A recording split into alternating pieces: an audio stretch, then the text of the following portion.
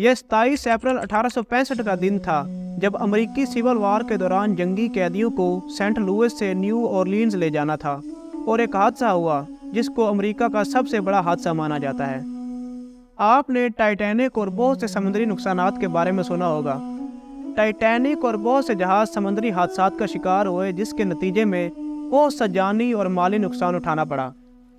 اسی طرح کا ایک حادثہ امریکی ریاست میں بھی ہوا جس کے نتیجے میں ٹائٹینک اور بہت سے سمندری جہازوں کے مقابلے میں کافی نقصان ہوا، لیکن ان کی تاریخ کسی بھی کتاب اور افسانوی کہانی میں نہیں ملتی ہمیں۔ ہم بات کر رہے ہیں سٹیم بوٹ سلطانہ کی جو ایک دھماکے میں تباہ ہو گئی اور اس کے نتیجے میں 1800 لوگوں کا جانی نقصان ہوا۔ ہم بات کر رہے ہیں سٹیم بوٹ سلطانہ کی جو 27 اپریل 1865 کو ایک دھماکے میں تباہ ہو گئی۔ یہ ریاست ہائے متحدہ امریکہ کی سب سے بڑی تباہی تھی۔ اس کے نتیجے میں 2400 میں سے 1800 لوگ مارے گئے۔ یہ ایک لکڑی کی بنی ہوئی پیڈل ویلر سٹیم بوٹ تھی۔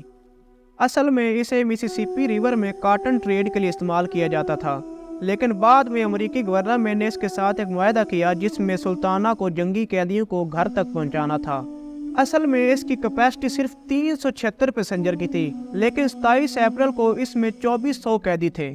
ابھی جہاز میمفیس ٹینیسی سے دور ہی تھا اور ایک زوردار دھماکہ ہوا۔ یہ دھماکہ سلطانہ کے بوائلر پھٹنے کا تھا۔ 4 میں سے ایک بوائلر پھٹ گیا جس کے نتیجے میں جہاز کا تقریباً ایک حصہ تباہ ہو چکا تھا۔ اس کے پھٹنے کی ایک وجہ ناقص مرمت تھی۔ یہ حادثہ تقریباً 2 بجے میمفیس ٹینیسی سے 9 میل دور واقع ہوا۔ بعد میں بوائلر کے پھٹنے کی وجہ سے انگاروں نے جہاز کے باقی ماندہ حصوں کو بھی جلا دیا۔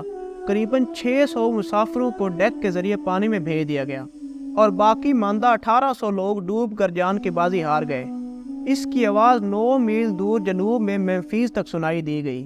ٹائٹینک میں تقریباً 1500 لوگوں کی جان گئی جبکہ سٹیم بوٹ سلطانہ میں 1800 لوگ مارے گئے۔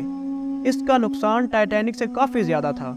یہ حادثہ امریکہ کی تاریخ کا سب سے بڑا حادثہ تھا، لیکن کیا بات ہے کہ اس حادثے کو کبھی یاد نہیں رکھا گیا۔ اصل میں اس حادثے کو اس لیے یاد نہیں رکھا گیا کیونکہ یہ حادثہ ابراہم لنکن کی وفات کے تقریباً فوراً بعد ہوا۔ کچھ اس کو نہ یاد رکھنے کی وجہ ایک امریکی خانہ جنگی تھی۔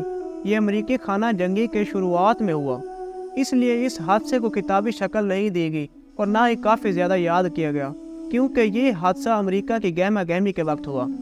اسی طرح کے کافی ایسے بھی حادثات ہیں جن کو کتابی شکل نہیں دی گئی، لیکن وہ حادثات کافی نقصان کے حامل ہیں۔ میں امید کرتا ہوں آپ کو آج کی معلوماتی ویڈیو پسند آئی ہوگی۔ ملتے ہیں ایک اور نئی ویڈیو میں، تب تک کے لیے اللہ حافظ۔